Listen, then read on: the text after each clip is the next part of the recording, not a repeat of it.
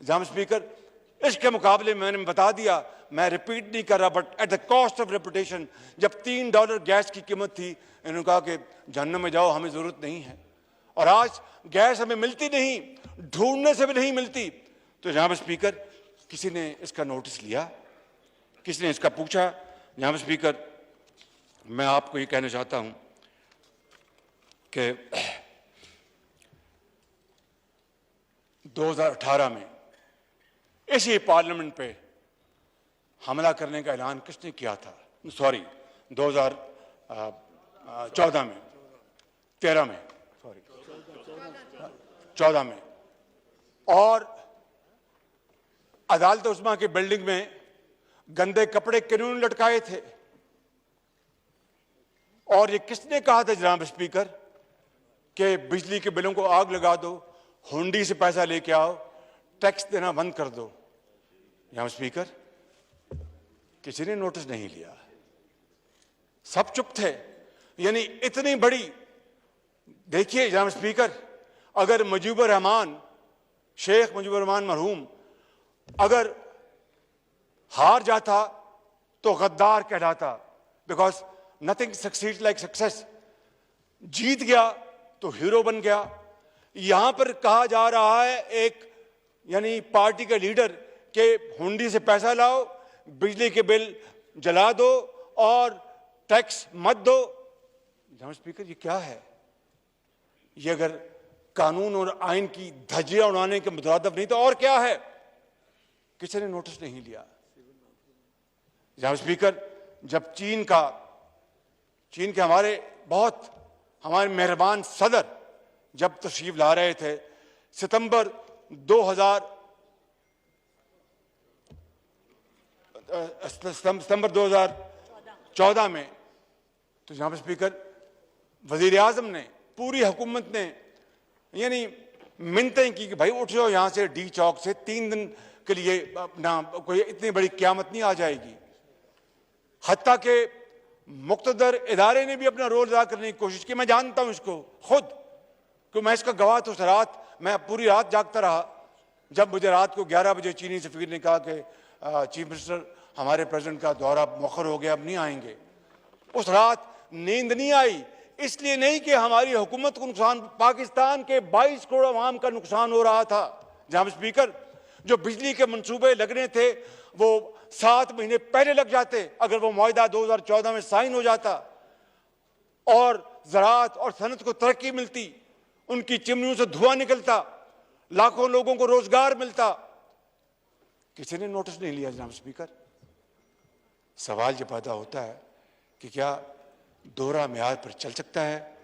और मैं आपको जनाब स्पीकर ज़्यादा वक्त नहीं लूँगा, मैं आपको ये कहना चाहता हूँ कि अभी दूर की बात नहीं, जनाब स्पीकर, दूर की बात नहीं, मार्च में आपको अच्छी तरह पता है, आप उस वक्त उन बेंचेस पर बैठते थे, मार्च में जिस तरह आइन शिकली की गई, डिप्टी स्पीकर, सदर पाकिस्तान इमरान नियाज़ी ने मिलकर जो धोखे के साथ असेंबली तोड़ने की कोशिश की, अदालत उज़्मा ने कहा कि डिप्टी स्पीकर ने आइन शिकली की, बड़ी अच्छी बात की उन्होंने, लेकिन उनको तो किसी ने नहीं बुलाया।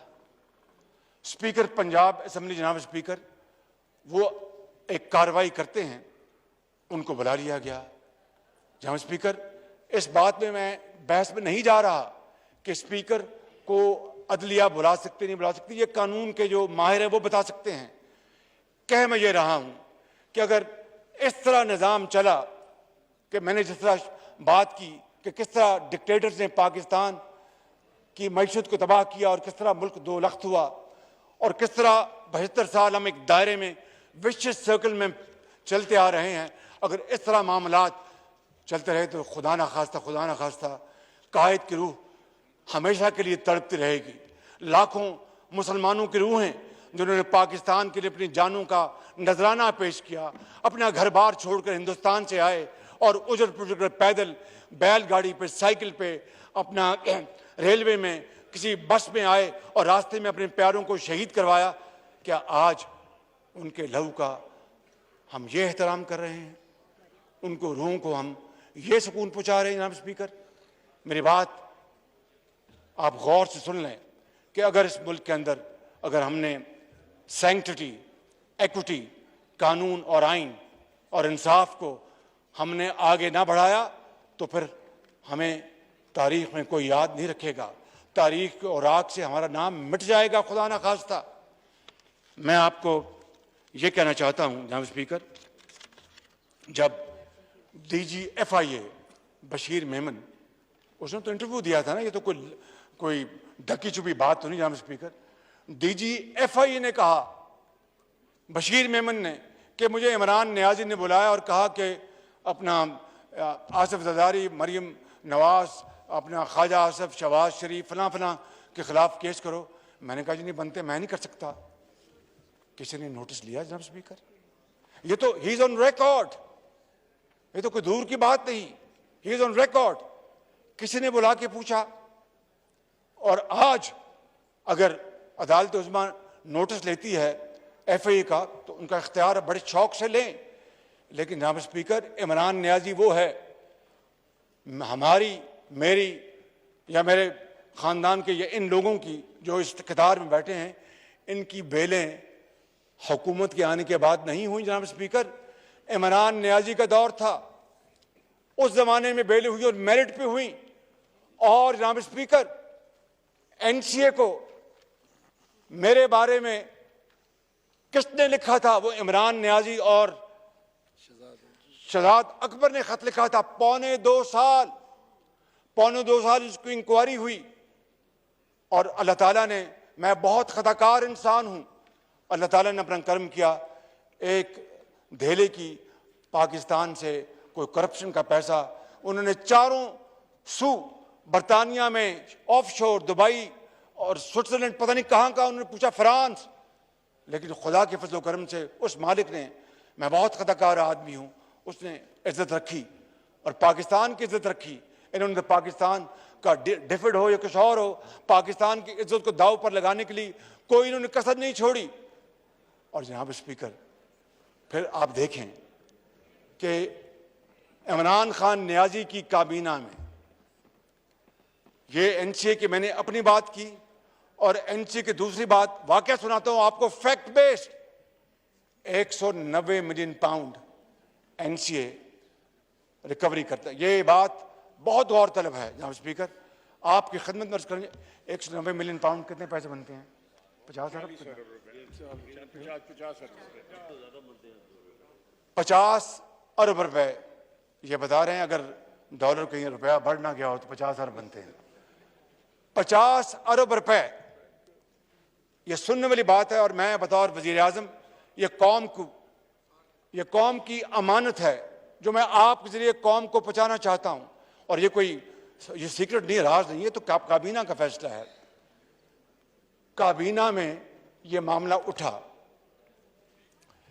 और सेक्रेटरी कैबिनेट से काबीना ने पूछा, बताइए वो जो इमरान नियाजी के ज़माने में जो काबीना की मीटिंग हुई थी और मोहतरमा शीरी मज़ारी साहिबा ने कहा था कि वज़ीर आज़म ये आप हमसे क्या फ़ैसला ले रहे हैं, इस लिफाफे में है क्या? तो उसने फिर सारा वाक़या बयान किया जनाब स्पीकर। उसने कहा कि काबीना की मीटिंग ख़त्म हो गई थी, आखिरी लम्हात में शहजाद अकबर साहब उठते हैं और वज़ीर आज़म के कान में कुछ खुसर फुसर करते हैं और वज़ीर आज़म और मेंबर्स अपना काबीना के उठ गए थे। उनका बैठे ये एक है लिफाफा, ये आपने बस इसको ओके कर दें। तो वो जो मोहतरमा जो वज़ीर साहिबा थी, उन्होंने कहा कि वज़ीर आज़म आप हमसे किस बात का फ़ैसला करा रहे हैं? उनका नहीं, ये एक सीक्रेट डॉक्यूमेंट है, आप बस कर दें।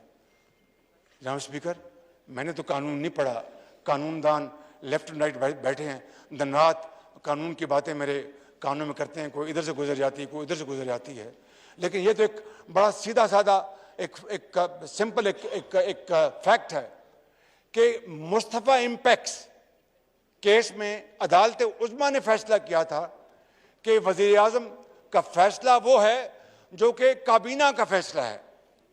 अब जब ये मामला आता है काबीना में और बंद लिफाफे में, मैं तफसील में नहीं जा रहा, तफसील इसकी बहुत है, वो आपको बताऊं तो शायद आपके भी रोंगटे खड़े हो जाएंगे। बंद लिफाफा, उसके ऊपर फैसला काबीना से लिया जाता है कि ये बंद लिफाफा जो है इसको आप फैसला कर दें, इसके अंदर जो भी है आप इसको मंजूर कर दें। कभी देखती आंख ने कभी इस तरह का मंजर देखा था? सुनते कान ने कभी इस तरह का वाकया सुना था कि काबीना फैसला करे एक बंद लिफाफे में? और मैं यहां पर अगर उस बात को दोहराऊं तो बात और वाज़ेह हो जाती है जो अभी प्रेस कॉन्फ्रेंस में मोहतरमा मरीम नवाज शरीफ ने कही कि खुदा ना खास्ता उस बंद लिफाफे में ये फैसला किसी ने लिखा होता कि अल्लाह माफ़ करे पाकिस्तान के न्यूक्लियर जहाज़े भेज दो, तो जनाब स्पीकर वो काबीना का फैसला था। या फिर फलां आदमी को जाके खुदा न खास्ता कत्ल कर दो, ये काबीना का फैसला था। या फलां को लूट लो, ये काबीना का फैसला था। या अल्लाह माफ़ करे कश्मीर हिंदुस्तान के हवाले कर दो, ये काबीना का फैसला था। सेक्रेटरी कैबिनेट ने कहा कि जनाब ये लिफाफा बंद है, ये मैं आपकी इजाज़त से खोल रहा हूँ। वो खोला, फिर काबीना ने सारा पढ़ा, वो रेस्ट इज हिस्ट्री। जनाब स्पीकर 50 अरब रुपया, और उनको ये जब वो खोला लिफाफा तो उसमें एक था कि इनको इजाज़त दे दें, वो कौन यार, मैं नाम भूल जाता हूँ ना, वो ARU का कौन था, शहजाद अकबर को इजाज़त दे दें कि वो जाके NC के साथ मुआहदा कर ले। मुझे बताएं जनाब स्पीकर, मेरे खिलाफ अगर NCA 5000, ये तो 190 मिलियन पाउंड था, 5000 पाउंड भी होता तो शहजाद अकबर मेरे लिए आके मुआहदा करता। और फिर ये पैसा सुप्रीम कोर्ट ऑफ पाकिस्तान के अकाउंट में, नेशनल बैंक के अकाउंट में डाल दिया जाए। मेरे खिलाफ अगर 5000 पाउंड खुदा ना खासा निकला था तो वो सुप्रीम कोर्ट में डालते और जाके मेरे हवाले से जाके मुआहदा करते, या मुझे वो काल कोठरी में मुझे भेज देते। जनाब स्पीकर, किसी ने नोटिस लिया? कोई सुओ मोटो, कोई एक्शन? जनाब स्पीकर, 22 करोड़ आवाम हैराए वर्तत में है, 22 करोड़ आवाम परेशान है कि ये क्या मुल्क है जहां पर इतनी बड़ी धांधली हो, इतनी बड़ी करप्शन हो और दोहरे मयार हो, और वहां पर कोई इंसाफ देने वाला ना हो। जनाब स्पीकर, ये वो दुखी दिल के साथ मैं फिर कहना चाहता हूं कि अदलिया का मेरे दिल में बहुत एहतराम है। अगर अदल इंसाफ नहीं होगा तो ये मुल्क, खुदादाद मुल्क पाकिस्तान आगे नहीं चल सकता। मैं सिर्फ दोहरे मयार की बात कर रहा हूं जनाब स्पीकर, डबल स्टैंडर्ड्स की बात कर रहा हूं, और मेरा हक है कि मुझे अवाम ने, मेरे हल्के ने मुंतखब किया है, इस ऐवान ने मुझे मुंतखब किया है जनाब स्पीकर।